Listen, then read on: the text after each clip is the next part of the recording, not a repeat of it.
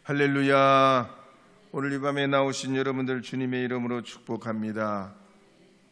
오늘은 5월 8일 수요일 저녁입니다. 어버이날이기도 한데 하나님의 은혜가 여러분의 가정과 삶 속에 함께하기를 바랍니다. 우리나라 동화 중에 보면 효도한 개구리 이야기가 있습니다. 옛날에 한 마을에 마음씨 좋은 할아버지가 살고 있었는데 시장에 집신을 팔러 가서 돌아오는 도중에 소나기를 만나게 됩니다. 갑자기 불어난 물에 냇가를 건너야 되는데 아휴, 누가 저 시내를 건너게 하게 해주노. 할아버지가 도와줄 사람이 아무도 없어서 결국 바짓가랭이를 걷어 올리고 보선을 벗어서 이제 첫 번째 돌다리를 건너가게 됩니다. 근데 중간쯤 가게 됐는데 돌다리가 하나 없는 거예요. 비어 있어요.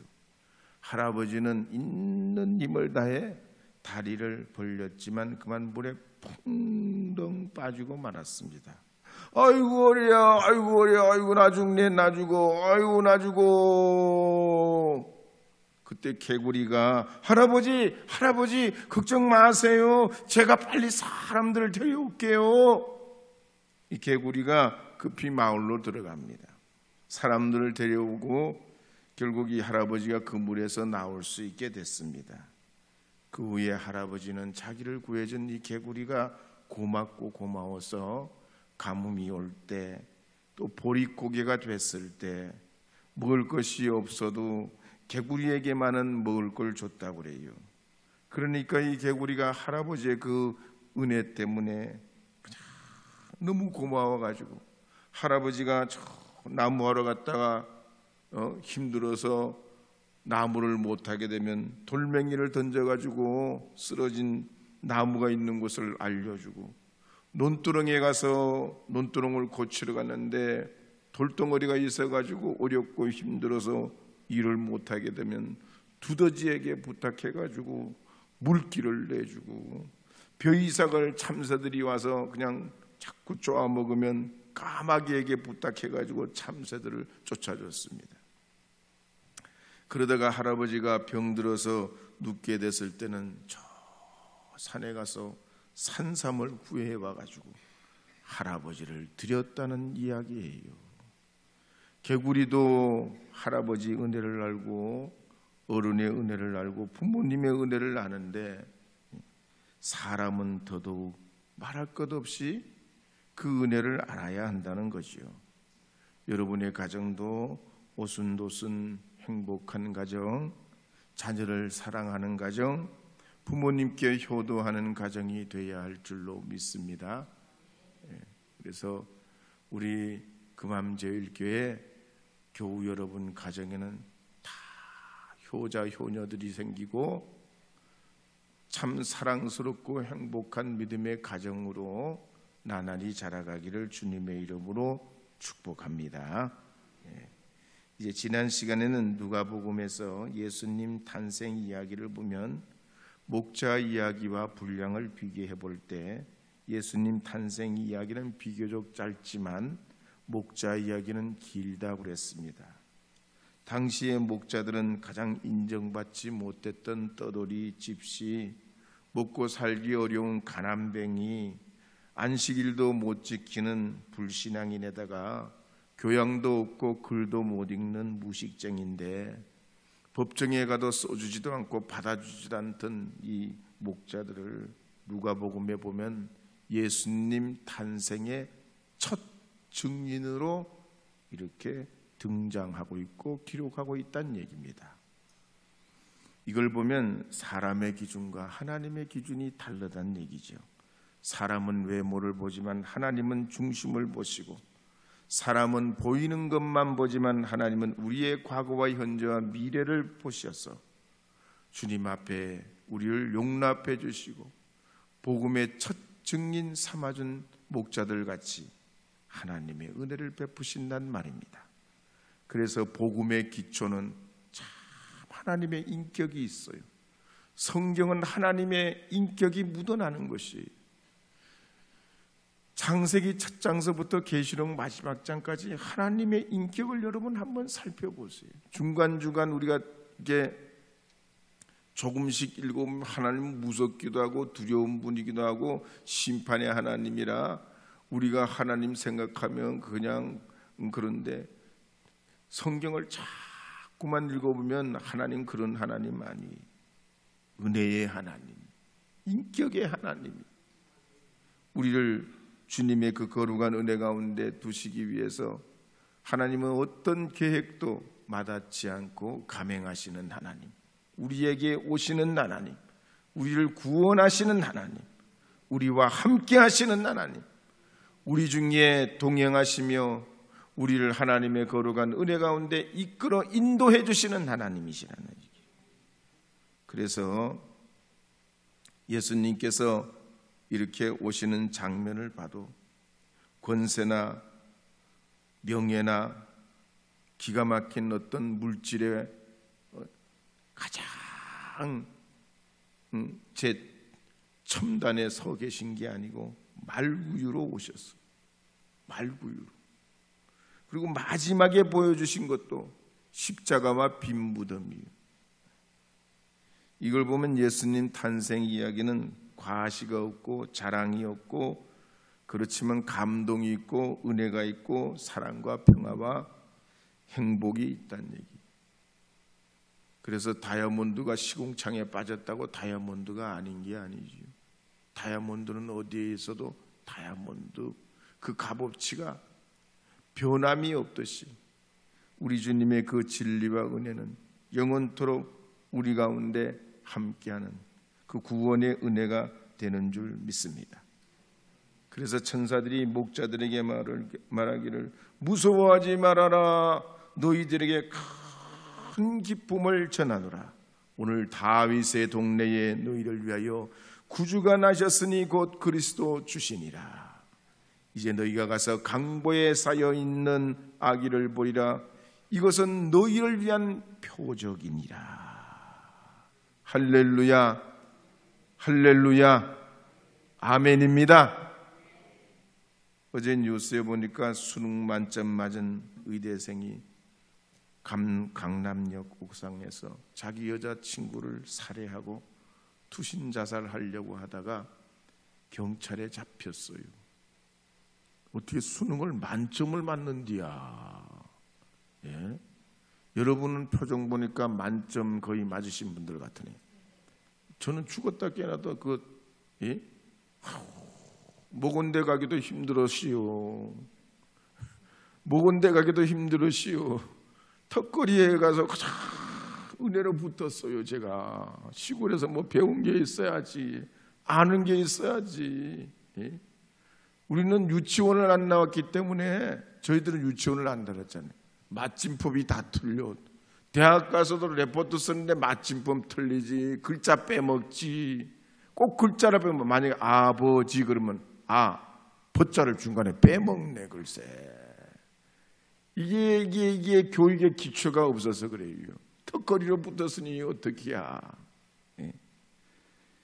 근데 말이죠, 참 하나님 은혜 알고 그냥 이렇게 목회하고 그렇게 살았는데 어떻게 만점을 맞아가지고 연대 의대를 갔는데 여자친구를 정확하게 경동맥을 칼로 찔렀대잖아. 참 답답해요. 왜 너무 자기중심이냐 말이에요. 왜 멀리 못 보고 코앞만 보냐는 거예요. 영원하신 예수 그리스도가 그 안에 없기 때문이에요. 근데 오늘 예수님을 보세요. 예수님 탄생 이야기를 보세요. 예수님은 약속하신 대로 오고 약속한 대로 이루셨고 약속하신 대로 다시 오실 줄 믿으시기 바랍니다. 더욱이 예수님께서 오신 이 첫 번째 목격자, 이들이 엘리트가 아니잖아요. 세상의 가장 천한 자들이요. 그래서 예수님께서 골고다 언덕에서 죽으시고 부활했을 때도 첫 번째 목격자 요한복음이 증거하는 사람이 누구예요? 남자도 아니요, 여자요. 여자 중에서도 죄인 중에 죄인이었던 막달라 마리아요. 참 성경은 위대해요. 그랬어요. 성경은 위대한 사람들, 대단한 사람들이 주인공으로 등장하는 게 아니더라고요.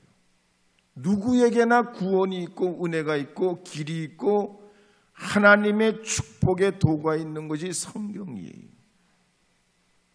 그래서 이 시대에 그 은혜로 우리를 불러 그 은혜로 감당하게 하시려고 오늘도 부르신 줄 믿으시기 바랍니다. 믿으시기 바랍니다. 세상에서 방황할 때 한번 불러보겠습니다. 세상에서 방황할 때 1절 3절 불러.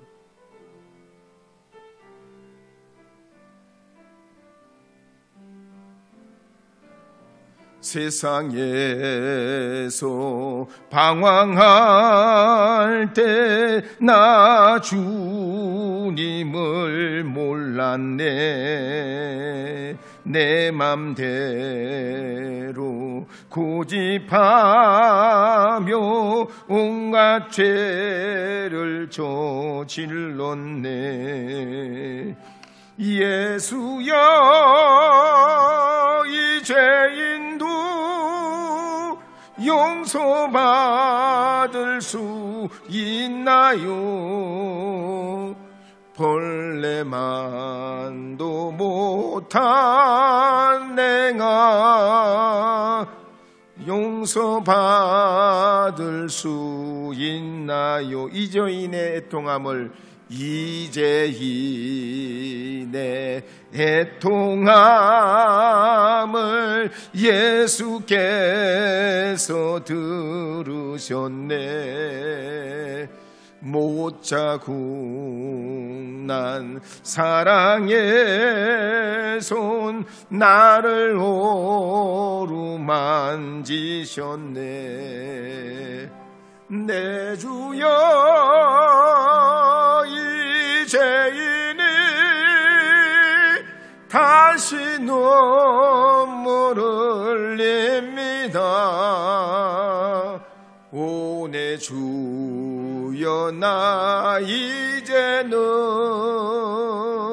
아무 걱정 없습니다.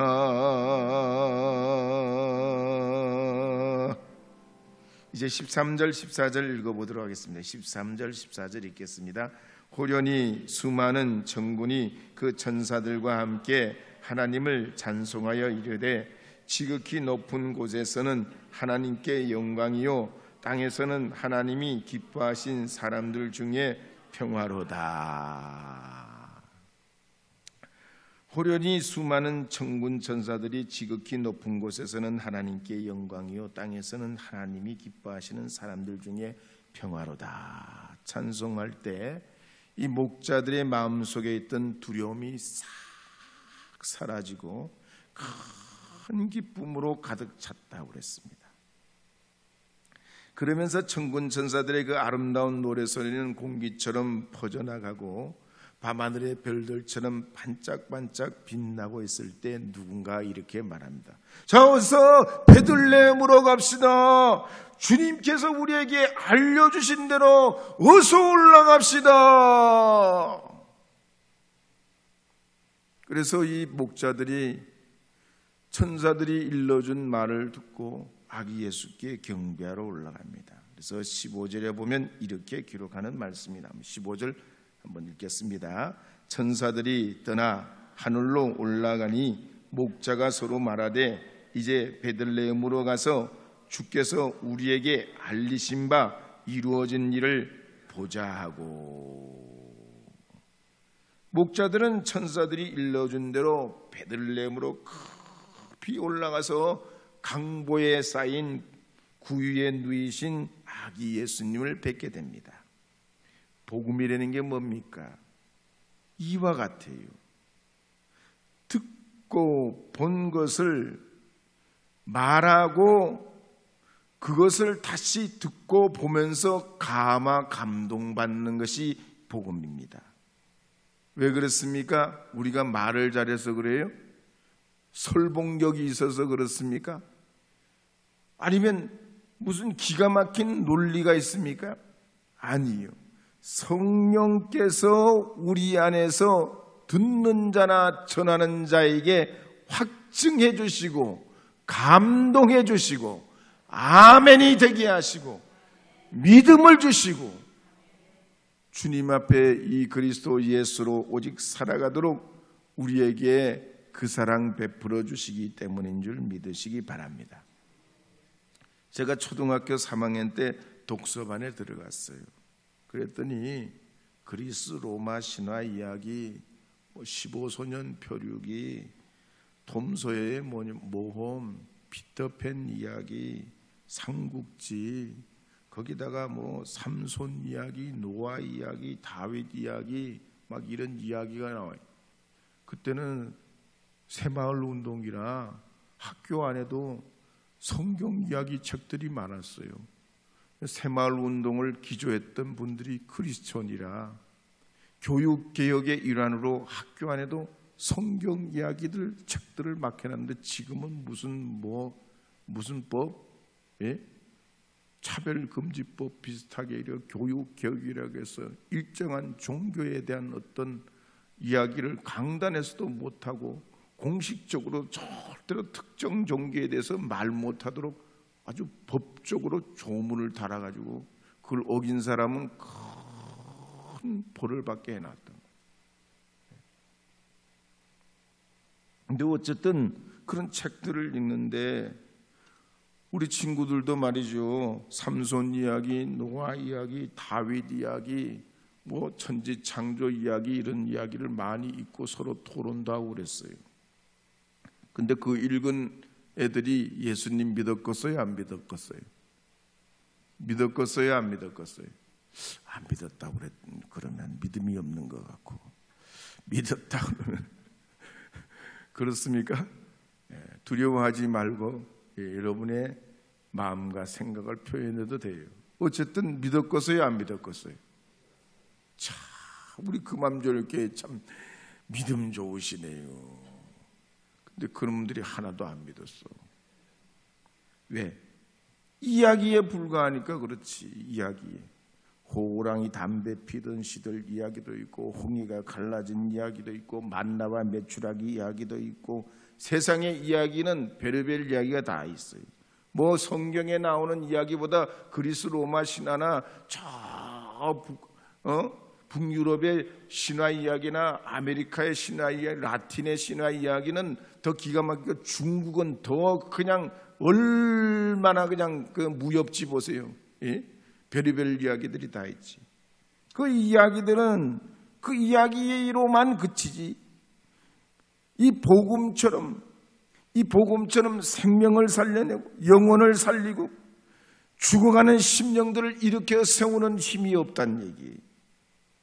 왜 이 복음에는 우리들 위해 십자가에 목숨 버리고 대속해 주신 구주 예수 진리이신 참 사랑이신 그리스도의 그 은혜가 이 성경 이 복음 안에 녹아나 있기 때문이에요.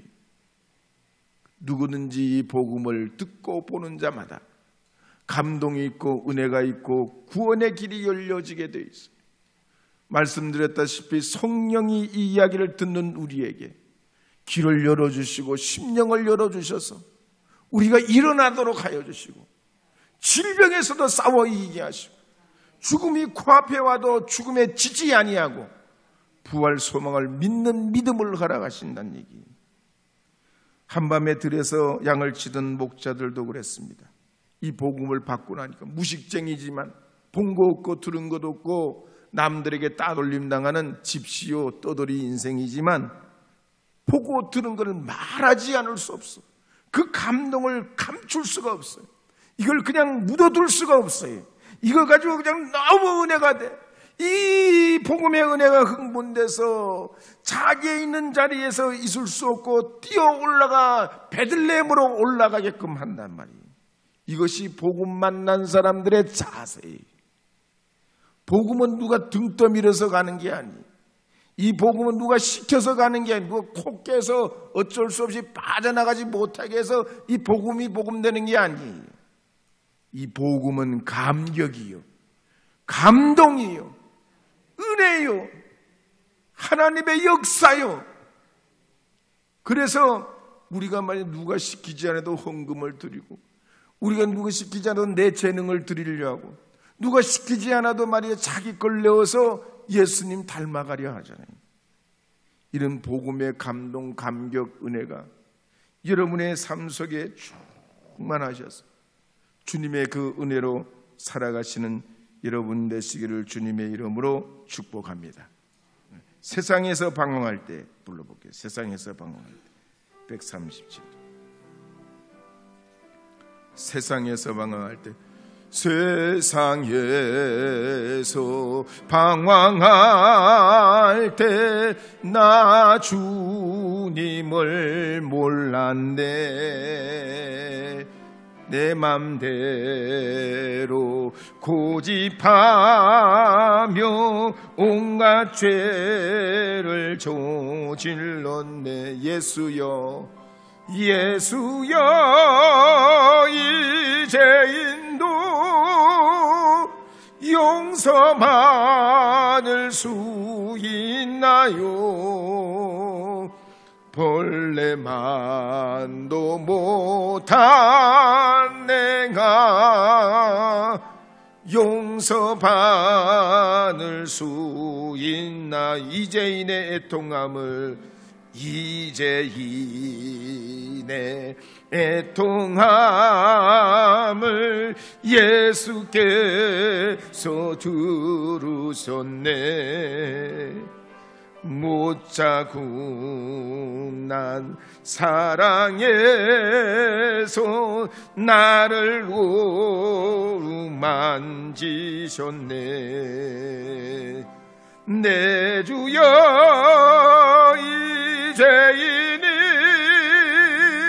다시 눈물 흘립니다. 오 내 주여, 나 이제는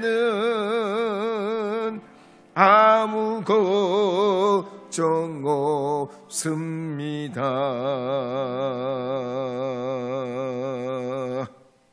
이제 15절 16절 다시 한 번 더 읽어보겠습니다. 15절 16절입니다.